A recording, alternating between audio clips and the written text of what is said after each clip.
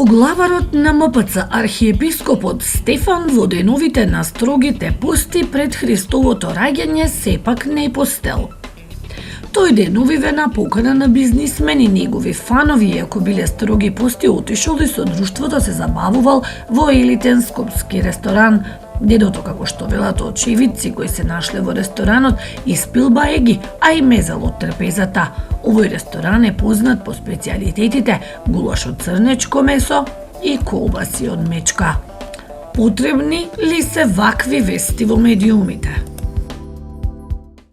Дали ја прочитавте оваа вест на интернет или на социјалните медиуми? Искрено не. Ја прочитав на социјалните мрежи. Искрено не ја прочитав, ама и ништо чудно да се случило тоа. Што мислите, потребни ли се вакви вести во медиумите?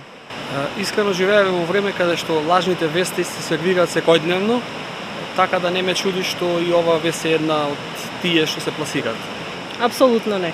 Па потребни се добра јавноста да е запозната со секој ваков случај. Бевте ли вознемирени, изнервирани? Имаше лавина реакции на интернет.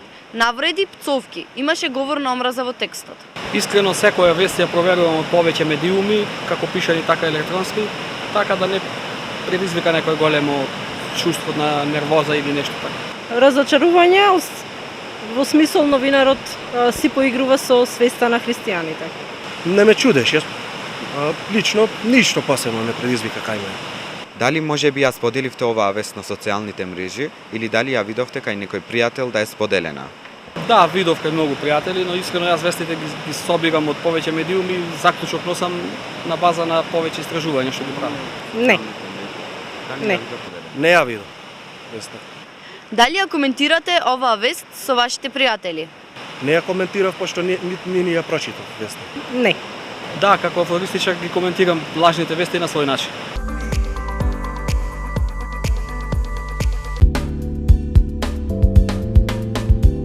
Говор на омраза ги подразбира сите форми на изразување што шират, поттикнуваат, промовираат или оправдуваат омраза, дискриминација или насилство заснована на нетолеранција против кое било лице или група. Говор на омраза е кривично дело. Слободата на јавно изразување на мислата е загарантирана со устав, но не е апсолутно право и не треба да се злоупотреби за загрозување на животите или достоинството на луѓето. Веста, која изобилува со епитети и емоции, често има за цел да предизвика силна реакција кај тебе, да те потпали, да создаде чувство на гнев или страв. Биди фраер, не шири и не подлегнувај на говор на омраза. Мисли со ладна глава. Ти си одговорен за она што го говориш или пишуваш во јавност. Да, и на социјалните мрежи. Ти си одговорен пред оние со кои си споделил содржина или информација која содржи говор на омраза. Медиумската содржина не смее да деградира, да вознемирува, да заплашува, да повикува на насилство врз лица или социјални групи врз основа на предрасуди. Вие од каде се информирате, преку кој медиум? Интернет, ТВ, радио или весник? Па искрено сум од средна генерација што најповеќе преку пишаните. Најчесто преку интернет медиумите. Најчесто се што ќе ми излезе на социјалните мрежи и нешто што ќе ми е прифатливо, интересно за мене, за мојот вкус го читам. Што најмногу ве интересира? Политика, мода, економија, музика, култура или спорт? Како човек што твори најмногу културата. Ме интересираат сите полиња на... Се што е интересно. Во која област има најмногу лажни вести? Па скоро во секоја. Уште со појавата на Гутенберг и неговата печатарска галаксија, народот е склон на такви вести кои предизвикуваат манипулација со луѓето. Лажни вести најмногу има во шоу бизнисот. Најмногу лажни вести мислам дека пред се има во политиката. Исто така има лажни вести од овие новинари што сакаат да се промовираат секако до јавноста, нешто да прикажат од светот, од домашната сцена. На кои медиуми најмногу верувате и зошто? Искрено им верувам на пишаните повеќе, затоа што ги собираат од повеќе извори работите. На интернет порталите работат со копи-пейст. Интернет медиумите кои се афирмирани, кои даваат точни вести, кои даваат навремени вести. Искрено не верувам на никој медиум. Има ли објективни медиуми кои денес достоинствено се извршуваат својата професија? Се помалку, нажалост. Има, но се малку. Би требало да има, мада тие се малку, знаете, мислам дека не прават слободен избор во тоа што го објавуваат. Дали ги проверувате информациите или ги земате здраво за готово? Да, ги проверуваме повеќе медиуми, правам свој заклучок. Ги проверувам. Најчесто ги проверувам. Како ги проверувате информациите? Па отворам на порталите, читам дневни вестници и правам според од напишаното. Доколку информациите се споделени од страна на повеќе интернет медиуми или на повеќе телевизиски куќи, тоа значи дека веста е точна и доколку се подкрепени со докази. Ги проверувам, ги споредувам помеѓу медиумите, читам коментари. Ви се случило ли да поверувате, искоментирате или споделите некоја лажна вест на Facebook или Instagram мислејќи дека е вистинита? Па се случило и тоа, да. Не. Ретко споделувам во тоа што не верувам. Сте биле ли доведени во заблуда? Да. Не. Па имало случаи. Што мислите, кој најчесто ги пласира лажните вести и зошто? Најчесто центрите на моќ за да наштетат на една или на друга страна. Најчесто заради гледаност одредени медиуми со кои имаат помала гледаност. Ги пласираат неафирмирани новинари или новинарски куќи кои чија цел е само бројот на кликови на нивната страница.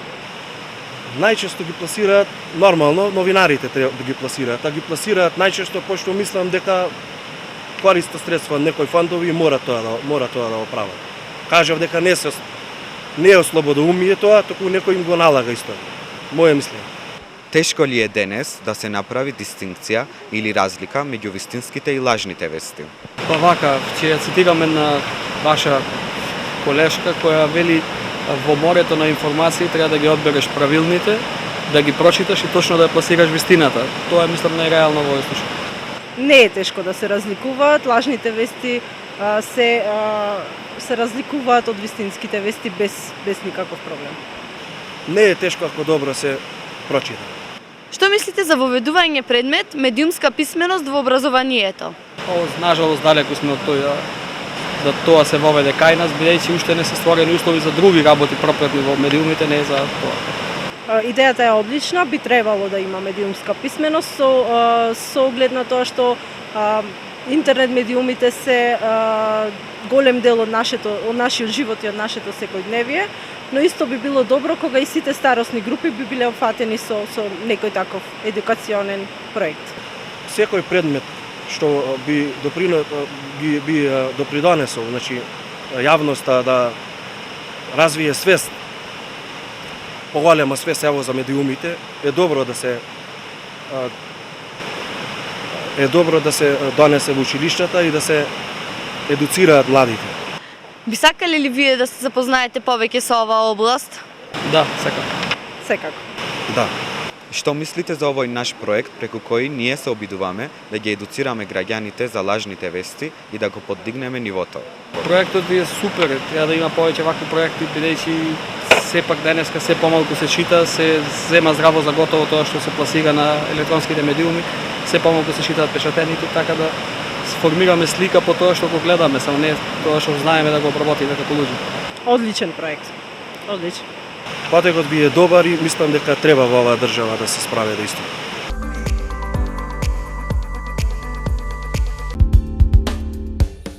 Медиумска писменост е способност за критичко и аналитичко восприемање на информациите. Медиумската писменост подразбира внимателно читање, гледање, разбирање и анализа на содржината на информацијата.